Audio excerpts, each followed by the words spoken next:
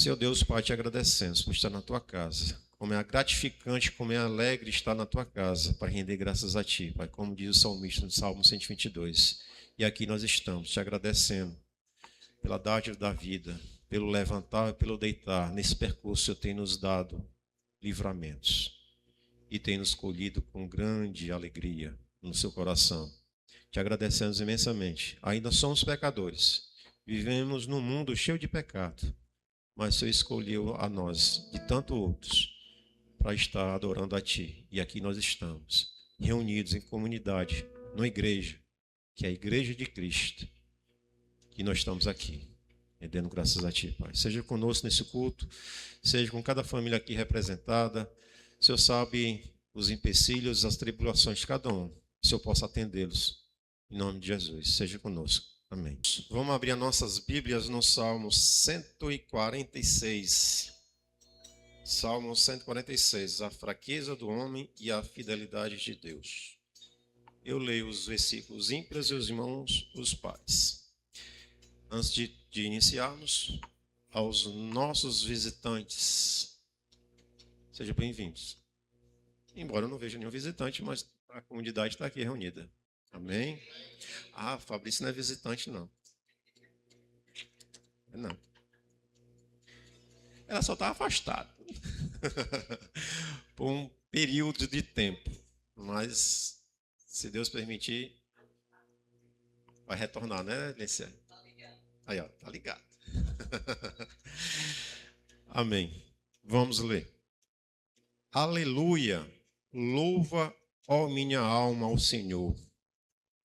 Louvarei ao Senhor durante a minha vida, cantarei louvores ao meu Deus, enquanto eu viver. Não confieis em príncipes, nem nos filhos dos homens, em que não há salvação. Saiba desse filho, que eles formam nesse mesmo dia, merecem todos os seus desígnios. Bem-aventurado aquele que tem o Deus de Jacó, o seu auxílio, cuja esperança está no Senhor, seu Deus. Que fez os céus e a terra, o mar e tudo o que neles há, e mantém para sempre a sua fidelidade.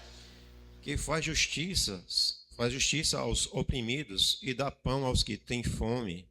O Senhor liberta os encarcerados. O Senhor abençoa os céus, o Senhor levanta os abatidos, o Senhor ama os justos. O Senhor guarda o peregrino, ampara o órfão e a viúva, porém transtorna o caminho dos ímpios. O Senhor reina para sempre, o teu Deus, ó Sião, reina de geração em geração. Aleluia. Mais uma vez. O Senhor reina para sempre, o teu Deus, ó Sião, reina de geração em geração. Aleluia. Amém. Oremos. Senhor Deus, Pai, te agradecemos por estar na tua casa. Seja conosco.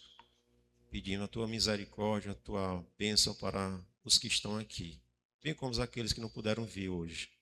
Pedimos a tua graça, a tua misericórdia, Senhor. Seja com cada um. Perdoa nossos pecados. Te agradecemos por ter nos resgatado desse mundo. Ainda morto no nosso delito e pecados, mas o Senhor nos resgatou. O Senhor viu algo que a gente não sabe o que foi, mas o Senhor nos trouxe para a luz. E aqui nós estamos rendendo graças a Ti, Pai. A maior bênção que uma pessoa pode receber é a bênção da vida eterna do lado de Ti, Pai. Um dia estaremos na glória, nas bordas do Cordeiro, dizendo que somente o Senhor é santo, santo, santo e santo. E assim nós agradecemos por fazer parte dessas bordas do Cordeiro, Pai. Te agradecemos imensamente pelo sangue derramado. Nós não possamos nem mensurar e imaginar como foi alto o preço. Porque quem é pai sabe como é que é fazer um sacrifício de um filho. Em hipótese alguma passa pela minha cabeça sacrificar os meus filhos, mas o Senhor fez isso por nós. Isso é um alto preço e rendemos graças a Ti, Pai. Em nome de Jesus. Amém. Aleluia. Aleluia, Senhor.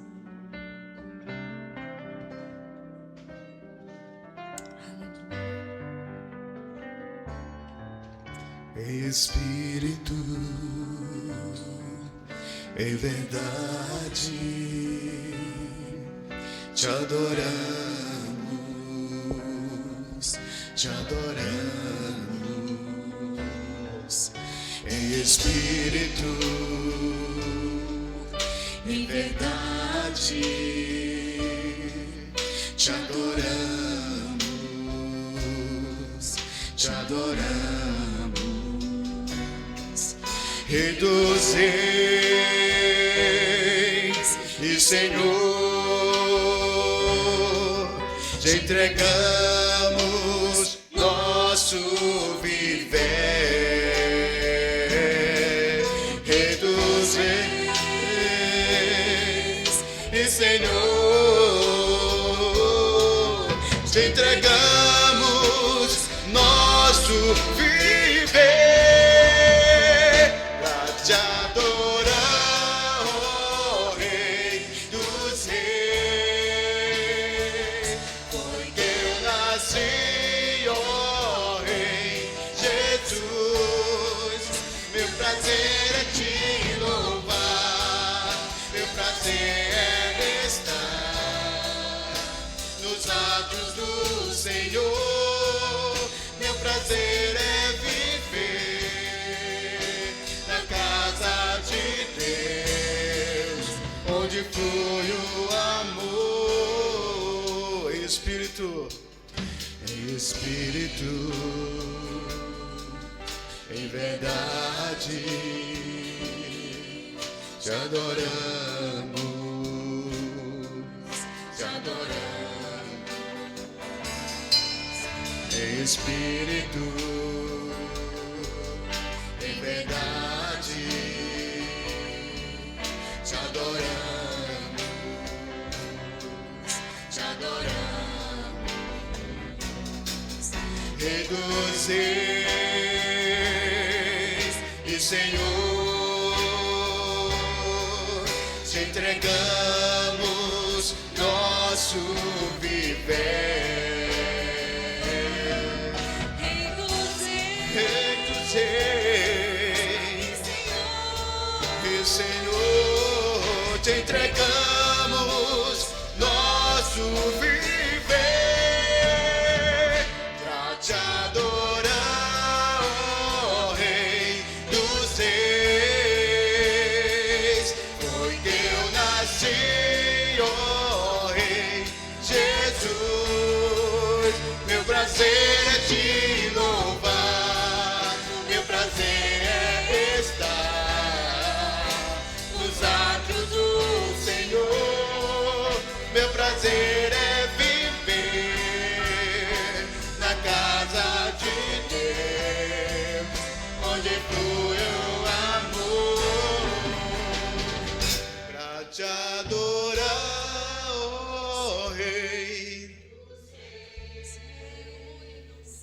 foi que eu nasci, ó Rei.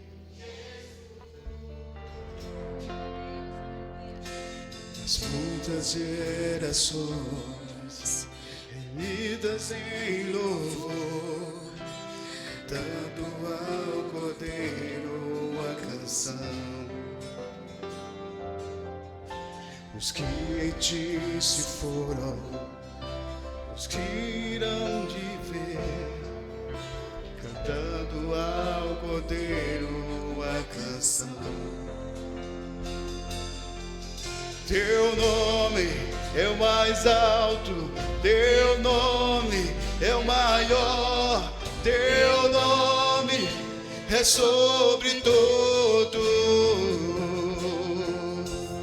Os homens e domínios, governos e poderes, teu nome é sobre todos. E os anjos clamam,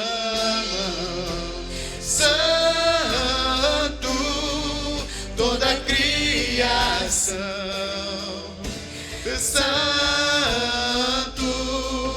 exaltado és, Santo, Santo para sempre.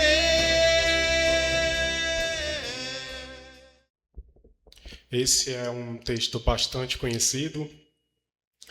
Acho que é conhecido da grande maioria da nossa comunidade.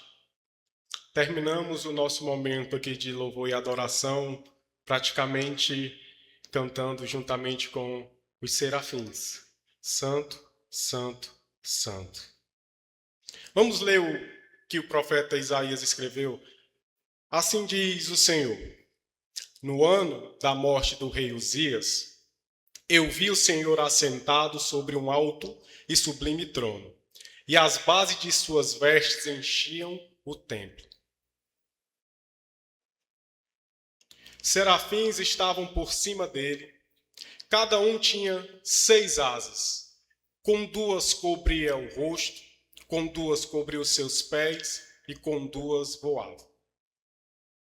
E clamavam uns para os outros, dizendo: Santo, Santo, Santo é o Senhor dos exércitos.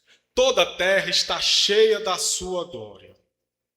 As bases do limiar se moveram à voz do que clamava, e a casa se encheu de fumaça. Então disse eu: ai de mim, estou perdido, porque sou homem de lábios impuros. Habito no meio de um povo de impuros lábios, e os meus olhos viram o Rei, o Senhor dos exércitos. Então, um dos serafins voou para mim, trazendo na mão uma brasa viva que tirava do altar com uma tenaz. Com a brasa tocou a minha boca e disse: eis que ela tocou os teus lábios, a tua iniquidade foi tirada e perdoado os teus pecados. Depois disso, ouvi a voz do Senhor que dizia: a quem enviarei? E quem há de ir por nós? Disse eu: eis-me aqui, envia-me a mim. Então disse ele: vai e dize a este povo: ouvi, ouvi, e não entendais.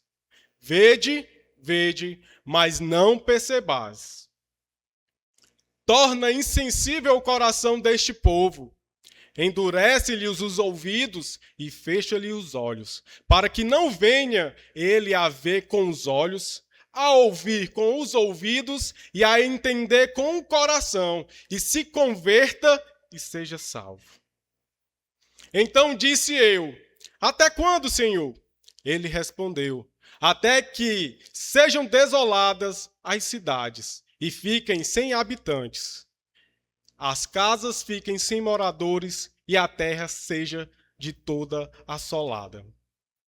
E o Senhor afaste dela os homens, e no meio da terra seja grande o desamparo. Mas, se ainda ficar a 10ª parte dela, tornará a ser destruída, como um terebino e como o orvalho, da quais, depois de derribadas, ainda fica o toco. Assim, a santa semente é o seu toco. Amém.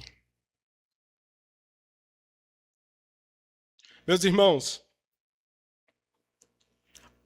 existe um momento na vida de todo homem e de toda mulher em que o chão se perde. Antes, o que se parecia concreto se revela feito de areia. Há um instante na nossa biografia em que as colunas que sustentavam a nossa arquitetura de segurança, elas vêm abaixo. Há um peso da mortalidade, da tragédia ou da simples e cruel passagem do tempo. O texto que nós acabamos de ler, ele começa com um marcador temporal que é muito mais do que apenas um detalhe no calendário hebraico. Ele começa com a marcação de um óbito a uma nação inteira. Ele começa dizendo: no ano da morte do rei Uzias, eu vi o Senhor. Para que a gente possa compreender de forma gravitacional o que essa frase está nos colocando, nós precisamos entender quem era o rei Uzias. Se abrirmos nossa Bíblia em 2 Crônicas, no capítulo 26, lá nós veremos que o rei Uzias assumiu o trono de Judá quando ainda tinha apenas 16 anos. Ele governou por mais de meio século, exatamente 52 anos. Pense nisso. Havia em Israel gerações inteiras que não sabia o que era a vida sem o rei Uzias no trono. Ele foi um gênio militar, ele foi um administrador formidável, ele foi um patrono da agricultura. Ele, Uzias, trouxe de fato o cetro para Judá. E Judá, Israel, experimentou das melhores coisas desta vida com o rei Uzias, tal qual não experimentava até quando a gente vê Salomão. Todos os reis posteriores a Salomão só trouxe desgraça para Israel. Mas o rei Uzias não.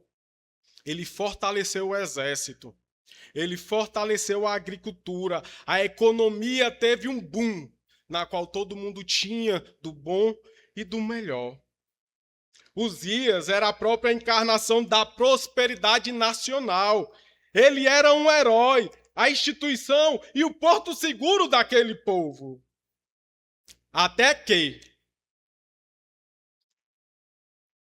Uzias foi tomado pela soberba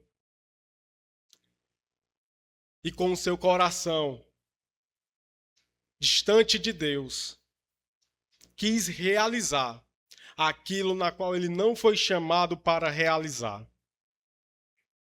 Ele entra no santuário de Deus, vai ao Santo dos Santos e oferta ao Deus Todo-Poderoso.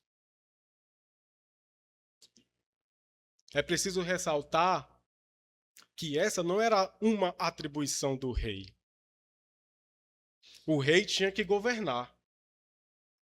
A atribuição de ofertar e de oferecer sacrifícios ao Deus triuno pertencia exclusivamente ao sacerdote.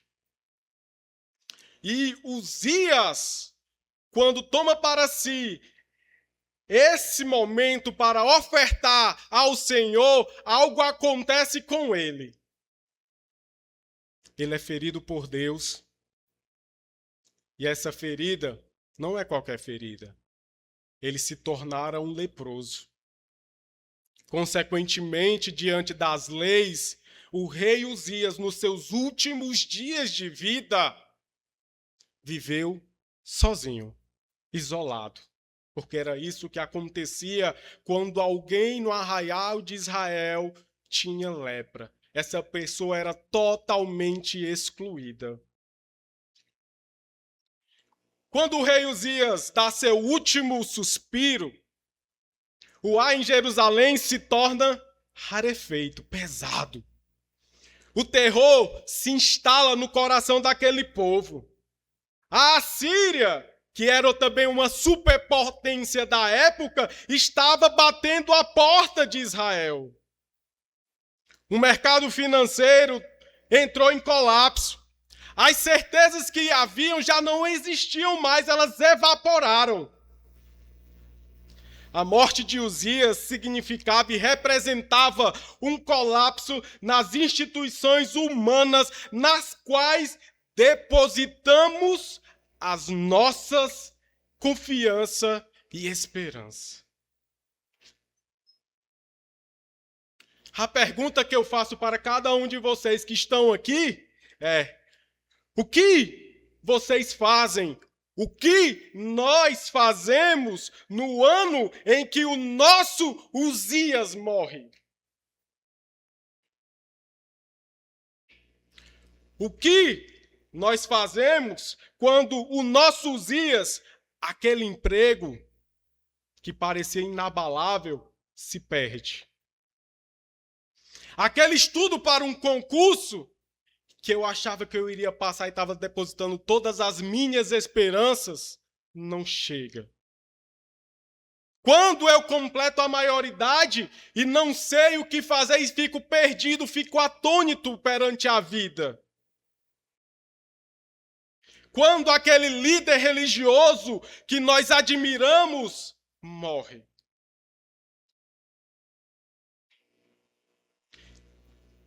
O que nós fazemos, irmãos, quando o nosso Uzias desce à sepultura? Isaías nos quer mostrar um único caminho. E esse caminho que Isaías está nos mostrando é um caminho totalmente seguro. No ano do desespero geopolítico de Israel, Isaías vai ao templo. E ao chegar ao templo, vendo a crise que estava estabelecida no povo de Deus, ele encontra um trono vazio? Não. Quando Isaías entra no templo, o que ele encontra é um trono e ele vê uma pessoa assentada nesse trono que está governando todas as coisas com punho de ferro. O trono terrestre e o trono de Uzias estava vago, porque ele morrera. Mas o trono celestial não. Esse permanecia e permanece para todo sempre. Esse trono continua ocupado de forma inabalável. Não há nada que ninguém possa fazer para retirar desse trono aquele que é digno de estar sentado neste trono. E essa pessoa é o nosso Senhor e Salvador Jesus Cristo. No ano da morte de Uzias, Isaías contemplou a Cristo assentado no trono. Na morte dos nossos Uzias, quem nós estamos contemplando? O desespero? Ou a realidade que está sobre a nossa vida, que é aquele que está sentando no trono, está guiando a história conforme apraz a ele. Não é conforme os nossos quereres, os nossos desejos, mas é conforme a vontade dele. Porque a vontade dele é boa, perfeita e agradável.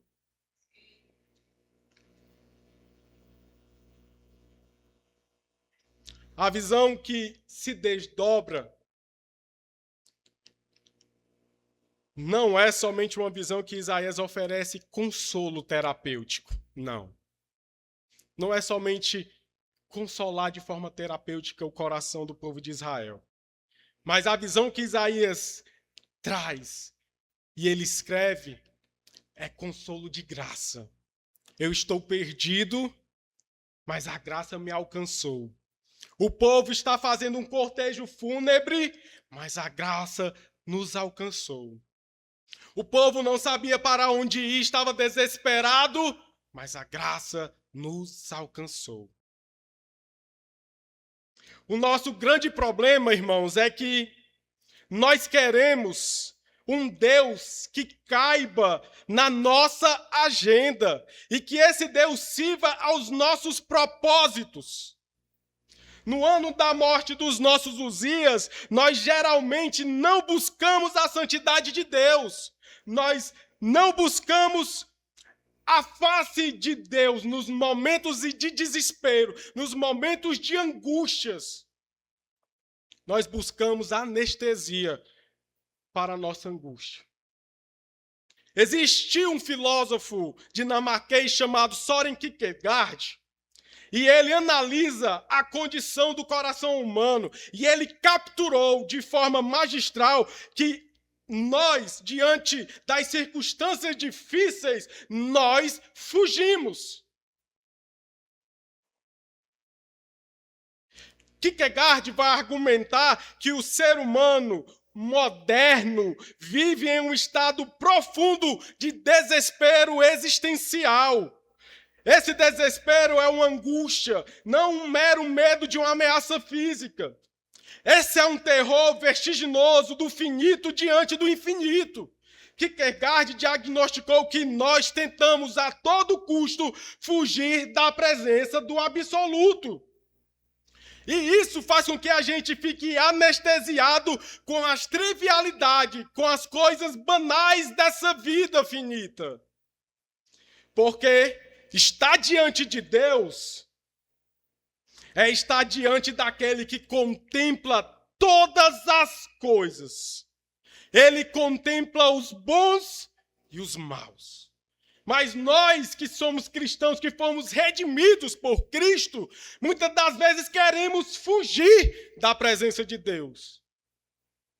Não nos achamos dignos de orar ao nosso Pai. Mas a grande verdade é que nós não somos mesmos dignos. Mas existe um que é digno. E esse é Cristo Jesus. E o melhor de tudo é que esse que é digno tirou a nossa injustiça e carregou para si. E aquilo que havia de justiça nele foi implantado em nós. Por esse motivo nós podemos rogar: Abba, Pai, Pai nosso que estás nos céus. Porque Deus escuta a oração dos seus filhos. Nos seus momentos de angústia, não fuja de Deus.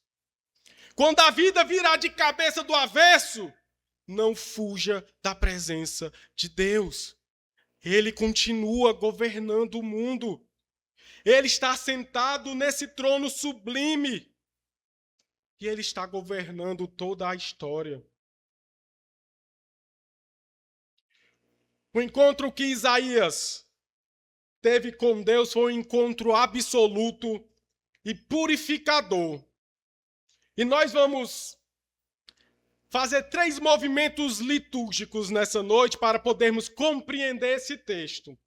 O primeiro movimento vai de 1 a 4, na qual nós iremos olhar e falar: o trono inabalável e a santidade transcendental de Deus. O segundo ponto será a ruína do profeta e a graça que queima. E aí está do 5 ao 7. E o terceiro ponto será o chamado e a missão de um povo redimido, que vai do 8 ao 13. Começamos, então, pelo começo. Versículo 1. Observem a grandiosidade da cena nesses primeiros 4 versículos. Isaías vê o Senhor. A palavra hebraica para Senhor nesse texto não é Yahvé. A palavra hebraica descrita aqui por Isaías nesse texto é Adonai. O soberano, o significado da palavra que Isaías está utilizando. Ele viu o Senhor assentado sobre um alto e sublime trono. O texto nos diz que as abas das vestes enchiam o templo. No Antigo Oriente, a causa do manto de um rei era um símbolo de suas vitórias e de sua glória.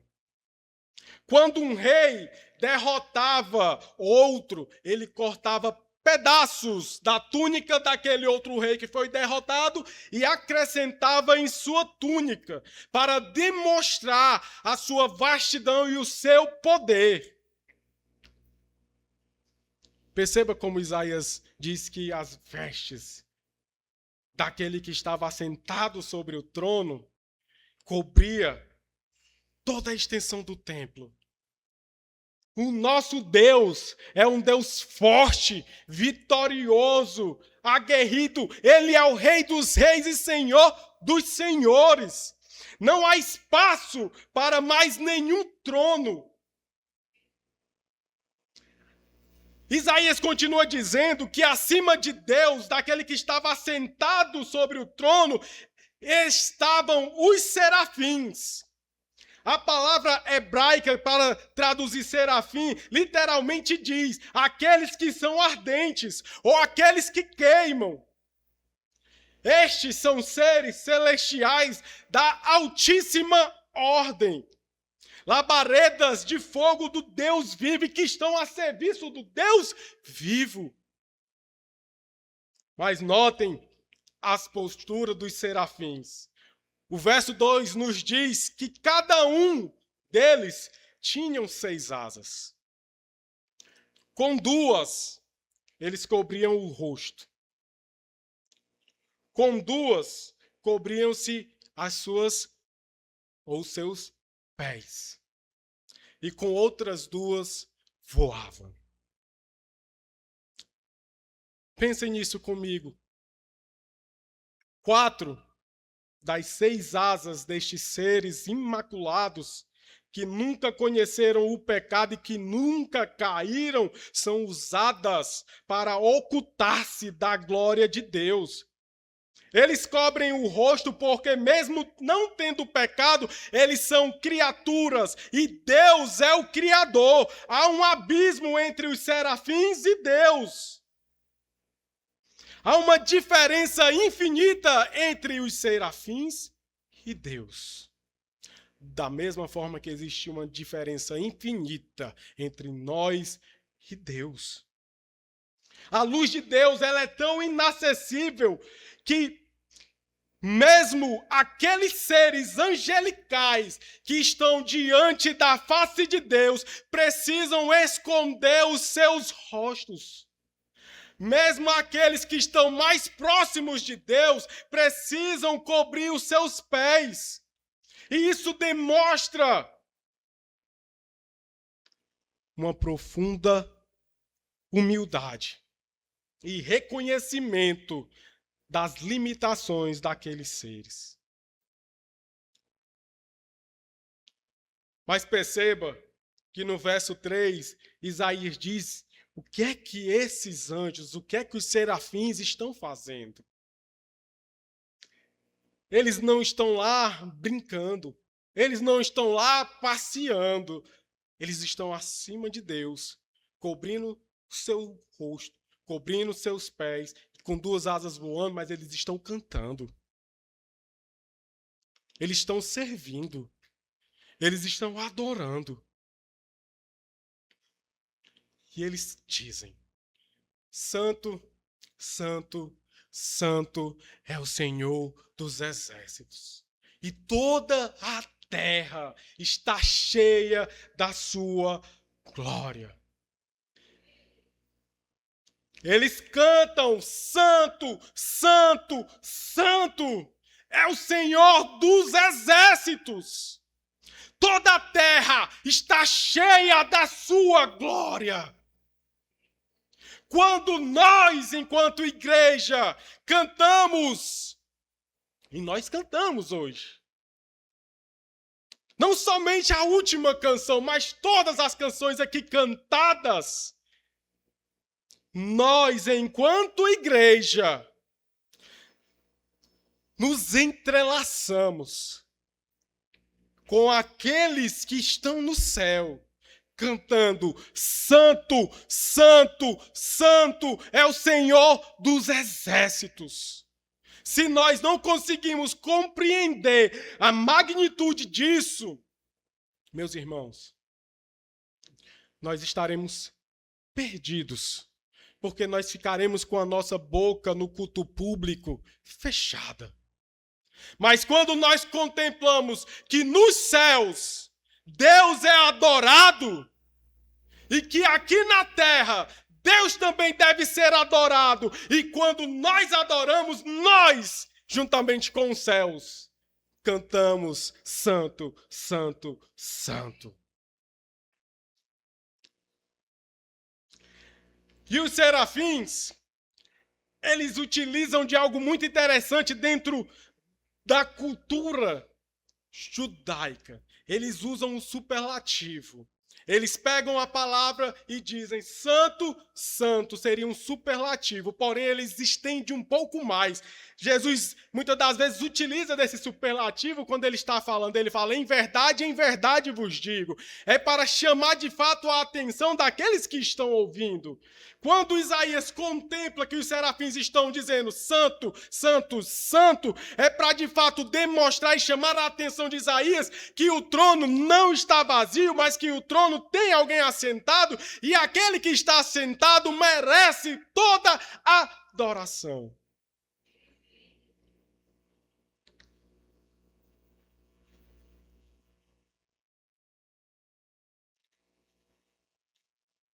E ele continua dizendo que toda a terra está cheia da glória de Deus. Que magnífico, meus irmãos. Não é somente um pedaço da terra. Não é somente esse espaço que a gente está aqui cultuando a Deus, que é cheio da sua glória. É toda a terra. Porque toda a terra pertence somente ao Senhor.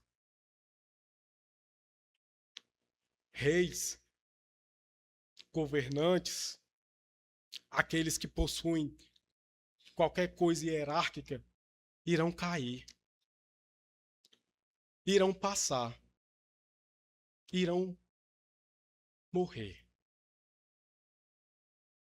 Mas aquele que está centrado sobre o trono sublime, esse não passará. Ele vive para todo sempre. Ele é de eternidade a eternidade. E toda a terra está cheia da sua glória. O que é que isso representa? O que isso quer nos dizer? O salmista nos diz que a terra e tudo que nela existe pertence ao Senhor. E que por meio da criação, nós ouvimos a voz de Deus ecoar. Nós podemos encontrar Deus na criação. Simples. Veja como Deus ele é um arquiteto perfeito, como ele é um pintor, assim como Van Gogh, assim como qualquer pintor acima deles. Quando nós estamos na orla da nossa beira-mar, por volta das 5h20, 5h30 da tarde, e nós contemplamos aquela vastidão que é o mar, mas não somente contemplamos a vastidão que é o mar, mas nós contemplamos o pôr do sol. Ali, meus irmãos, nós conseguimos contemplar que o mundo foi criado por um Deus. Não pode ser obra do acaso. Meus irmãos, aquelas vastas cores que estão no céu, roxo, amarelo, laranja, e tudo se entrelaçando e formando algo mágico, algo belo. Não foi criado por acaso, não foi um Big Bang, não foi uma explosão no espaço, no universo, que criou aquilo. Precisou de uma mente que pensa. E essa mente que pensou aquilo foi Deus. E naquele exato momento, se nós pararmos de fato para contemplar a beleza do pôr do sol, nós perceberemos e contemplaremos a majestade de Deus. O pôr do sol é bonito? É bonito. Mas Deus é além do que isso. A vastidão do mar é grande? É grande. Nós não conseguimos mensurar. Nossos olhos nem alcançam. Deus é maior. É esse Deus que nós servimos, meus irmãos. É a esse Deus que nós prestamos culto e adoração. É a esse Deus que nós cantamos juntamente com os serafins. Santo, santo, santo é o Senhor dos exércitos.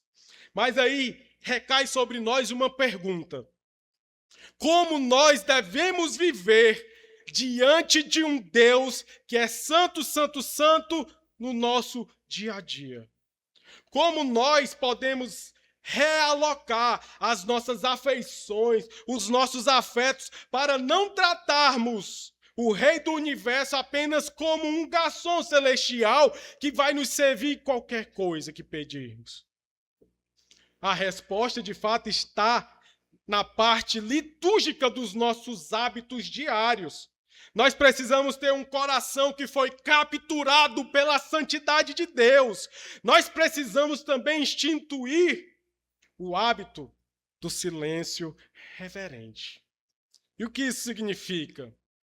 Significa contemplar. Significa acalmar os nossos corações. Sabemos que as nossas semanas não são fáceis. Isso é fato. Nós vivemos em uma cidade grande e sabemos o quanto é caótico a nossa cidade. Mas nós precisamos tirar um tempo para aquietar o nosso coração e contemplarmos a beleza de Deus, a sua glória, a sua magnífica glória. Nós precisamos tirar um tempo para pegarmos a palavra de Deus, lermos, orarmos e cantarmos ao nosso Senhor. E isso muitas das vezes fica sendo negligenciado dia após dia, porque nós estamos em uma rotina que muitas das vezes nós escanteamos os hábitos espirituais para focarmos muitas das vezes nos hábitos terrenos. Mas não são os hábitos terrenos que vão te trazer paz, alegria, fortaleza e socorro na hora da angústia. São os hábitos espirituais. É nesses momentos que nós crescemos de fé em fé, de glória em glória, de esperança em esperança. Não percamos isso, meus irmãos, que a gente possa, mesmo em meio à nossa rotina caótica, tirarmos um tempo para contemplarmos a glória de Deus, estudarmos a sua palavra, prestarmos louvor a Ele e orarmos e falarmos com Ele.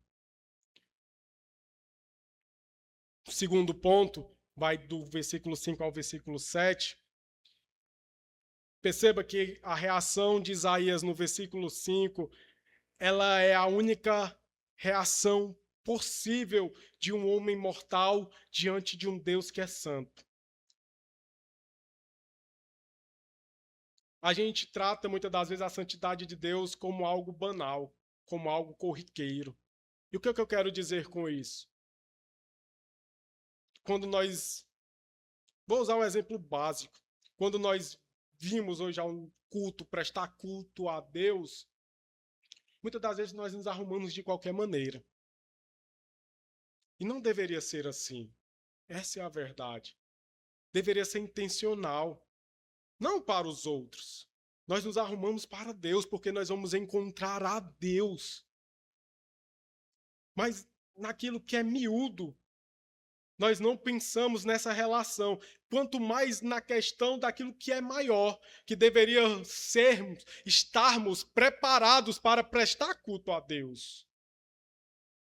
Nós estamos entrando na presença de um Deus que é santo. E Isaías, ao entrar na presença desse Deus que é santo, ele só pode dizer uma coisa. E o que ele disse foi: ai de mim. Isaías temeu pela sua vida. Porque ele estava diante daquele que é santo. E uma fagulhazinha de pecado, meus irmãos, condenaria Isaías à morte.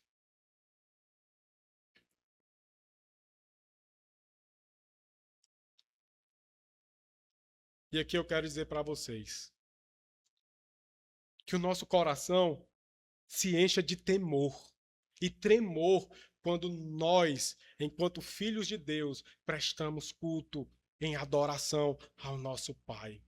Que seja um culto de excelência.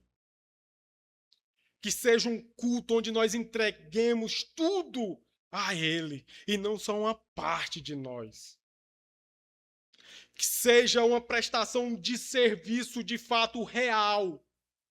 Não só das pessoas que estão cantando aqui, que estão nos conduzindo no louvor, mas que seja uma prestação de culto mútuo. Eles nos conduzem e nós abrimos as nossas bocas e cantamos fortemente. Com vigor, com alegria, com fidelidade, com felicidade no coração. Porque nós estamos diante desse Deus que é santo. E se nós estamos diante desse Deus que é santo, e se nós formos e fomos purificados pelo sangue de Cristo Jesus para estarmos diante desse Deus, então que a gente seja vibrante. Que a gente cante de fato, com força, com alegria. Mas também que a gente entenda que a gente tem responsabilidades diante desse Deus. Não é de qualquer forma, não é de qualquer jeito. É com ordem e com decência. Mas não é também friamente. Não é também com o coração distante do que está acontecendo no movimento ao culto a Deus. É com o coração presente. É cantando com os lábios. Santo, santo, santo é o Senhor dos Exércitos. Note que Isaías ele está pronunciando aqui um ai contra si mesmo. A palavra que Isaías pronuncia é uma palavra profética de maldição sobre aqueles que quebrassem a aliança com Deus. Isaías olha para si mesmo e contempla a sua insignificância. Isaías olha para si mesmo e contempla como ele é pequeno diante de Deus. E ele diz: meus lábios são impuros. Contemplei ao Senhor dos Exércitos. Estou perdido. Em outras palavras, Isaías está dizendo: vou morrer, porque contemplei ao Rei dos Reis e Senhor dos Senhores. Quando vemos a Deus, percebemos que não são apenas os nossos piores pecados que precisam de perdão, mas as nossas melhores ações, as nossas melhores virtudes, aquilo que eu posso fazer de melhor, está manchado pelo pecado.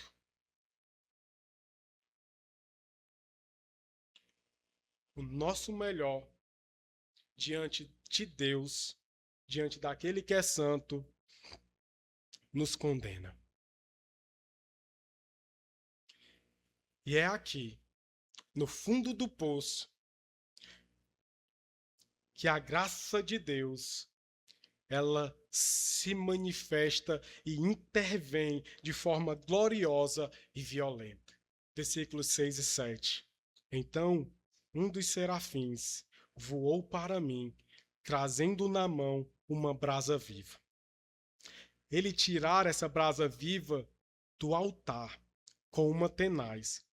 E com essa tenaz ela tocou na minha boca e eu escutei uma voz que diz: eis que os teus lábios foram purificados. A tua iniquidade foi tirada. O teu pecado, ele foi perdoado. Deus não responde à angústia de Isaías dizendo: calma, Isaías, você não é tão ruim assim. Calma, Isaías, você é uma pessoa boa. Melhore aqui um pouco a sua autoestima.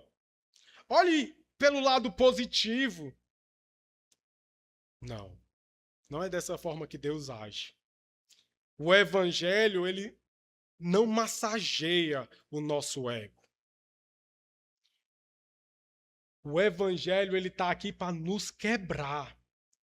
E depois de sermos quebrados, ele nos junta e forma um novo barro.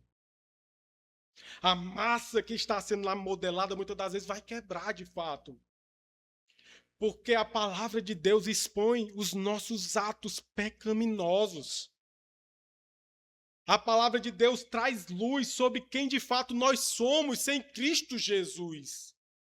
Pecadores que mereciam a morte.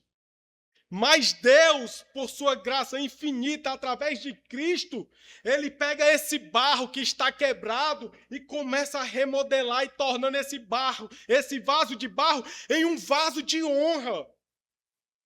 Na mesma medida em que o evangelho nos condena, é a mesma medida que o evangelho nos salva.